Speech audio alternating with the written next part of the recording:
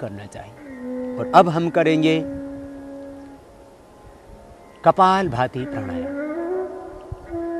भस्त्रिका में हम श्वासों को भर रहे थे और छोड़ रहे थे। कपाल भाती में खाली छोड़ना है श्वासों को बाहर।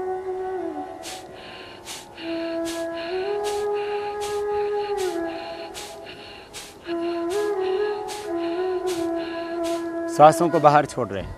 और जब श्वासों को बाहर छोड़ते हैं तो उदर का आकुंचन होता है सहज, पेट जाता है अपने आप अंदर।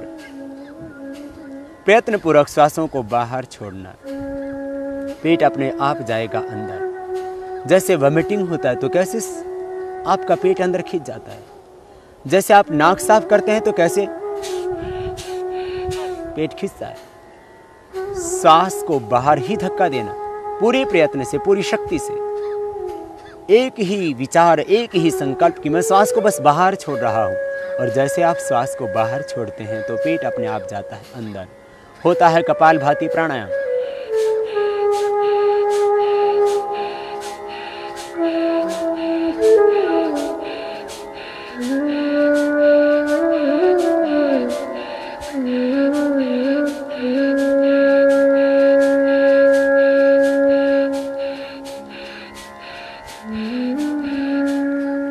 जब थकान लगे तभी रुक जाएं।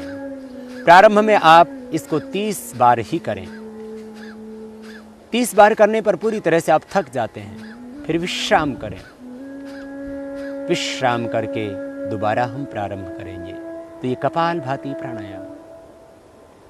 कपाल कहते हैं मस्तिष्क के इस अग्रभाग को और भाती कहते हैं दीप्ति को। इस प्राणायाम के करने से माथे पर एक ओज, तेज, आभा, कांति, ज्योति, लावण्य आ जाता है। ये कपाल भाती प्राणायाम विशेष उपयोगी है चेहरे की आभा बढ़ाने के लिए। जो व्यक्ति कपाल भाती प्राणायाम करेंगे उनके कपाल पर, उनके ललाट पर एक आभा होगी, एक ज्योति होगी, एक तेज होगा, एक कांति होगी, एक लावण्य होगा। इसलिए अपने शरीर को सुंदर बनाने के लिए, चेहरे को सुंदर बनाने के लिए आपको किसी कॉस्मेटिक लगाने की आवश्यकता नहीं। आप कीजिए कपाल भाती प्राणायाम। चेहरे पर होगी एक आभा, चेहरे पर होगा एक तेज। और कपाल भाती प्राणायाम के करने से मूलाधार चक्र जागृत हो जाता है। फिर कुंडलिनी जागरण होता है कपाल भाती प्राणायाम के करने से। कपाल भाती प्राणायाम करते वक्त मूलाधार चक्र में ध्यान करें तो फिर सहज ही कुंडलिनी शक्ति जागृत हो जाती है। हम ऊर्ध्वरेता बन जाते हैं, शक्तियों का ऊर्ध्व रूपांतरण हो जाता है। फिर से करेंगे प्रारंभ कपाल भाती प्राणायाम का।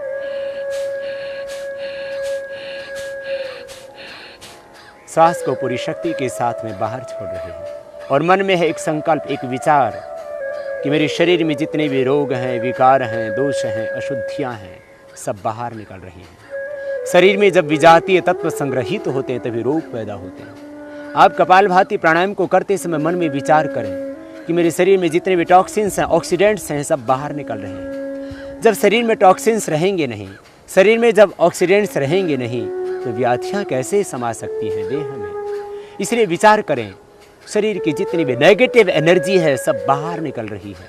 रोग, विकार, दोष बाहर निकल रहे हैं। चित्त में भी जो जन्म जन्मांतरों के अशुभ विचार थे, संस्कार थे, वे सब बाहर निकल रहे हैं। कॉन्शियस, अनकॉन्शियस और सब कॉन्शियस माइंड में जो भी अशुभ था सब बाहर निकल रहा है। जब थक जाएं तभी रुक जाएं। अपनी शक्ति का अतिक्रमण न करें। फिर से विश्राम करें बीच में एक बार। जिनको हार्ट की प्रॉब्लम हो, जिनको हाई ब्लड प्रेशर हो, उच्च रक्तचाप के रोगियों को और हृदय रोगियों को मध्यम गति से इस प्रकार से करना चाहिए ये प्राणायाम।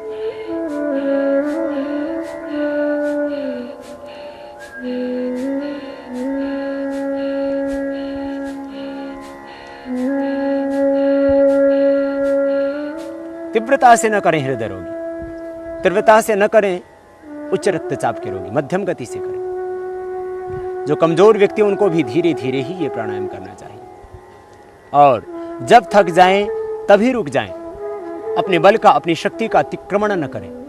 यदि मोटापा घटाना है तो इस प्राणायाम को 5 से 10 मिनट कीजिए। धीरे धीरे अभ्यास बढ़ाना।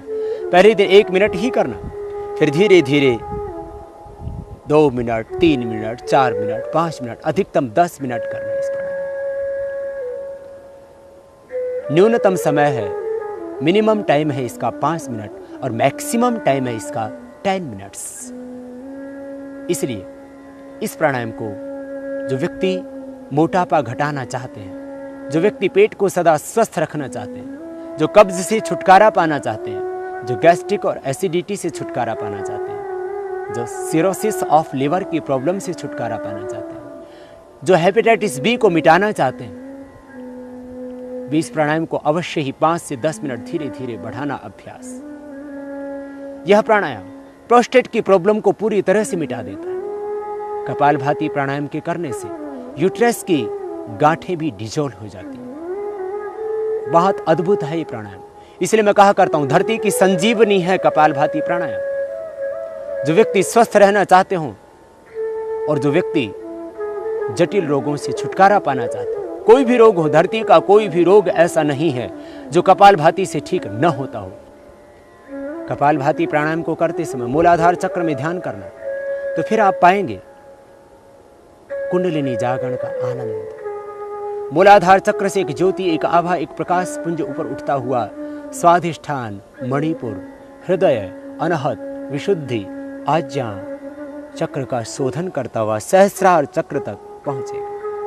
वो प्रकाश, वो आभा जो ज्योति ऊपर की ओर बढ़ी थी, वो सहस्रार चक्र तक आएगी। सभी चक्रों का शोधन होगा।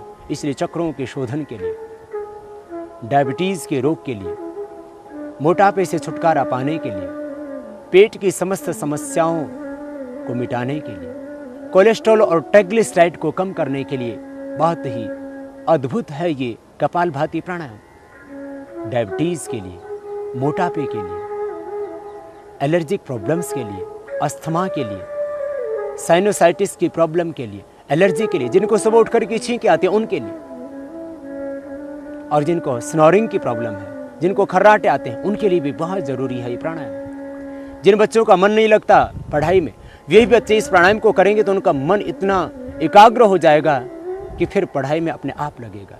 मन की एकाग्रता के लिए बहुत जरूरी है कपालभाति प्राणायाम। कंसंट्रेशन पावर बढ़ती है कपालभाति प्राणायाम से। फिर से करेंगे इस प्राणायाम का प्रारंभ।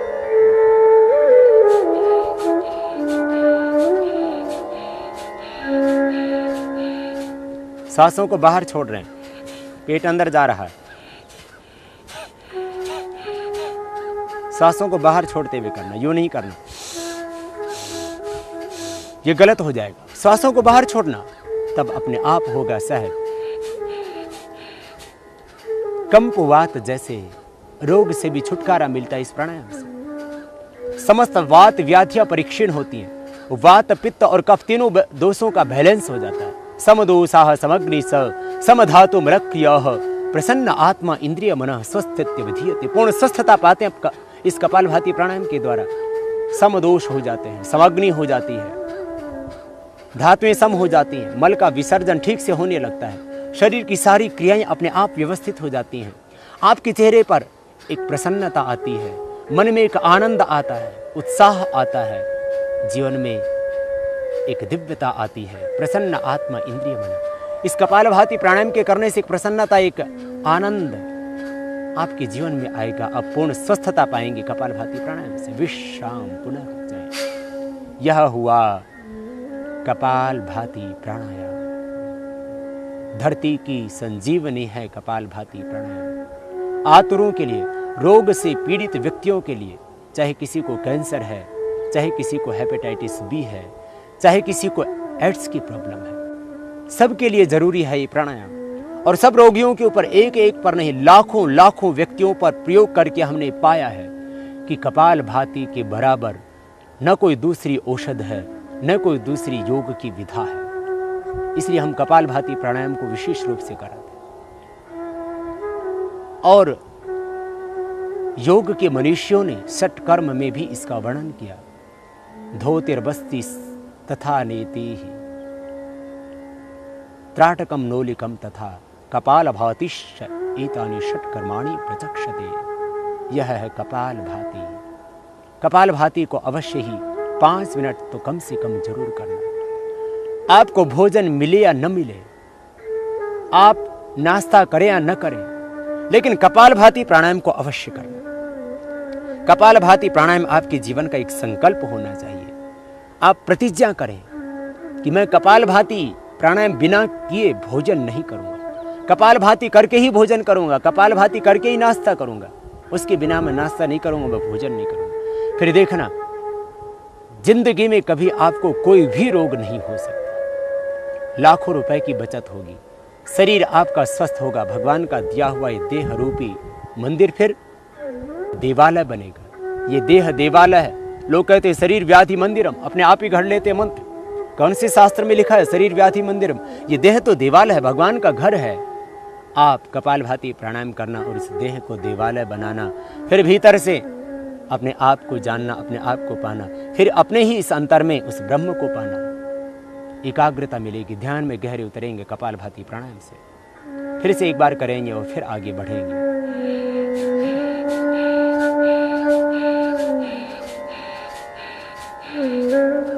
सहजता से करते हैं, सांसों को बाहर छोड़ रहे हैं।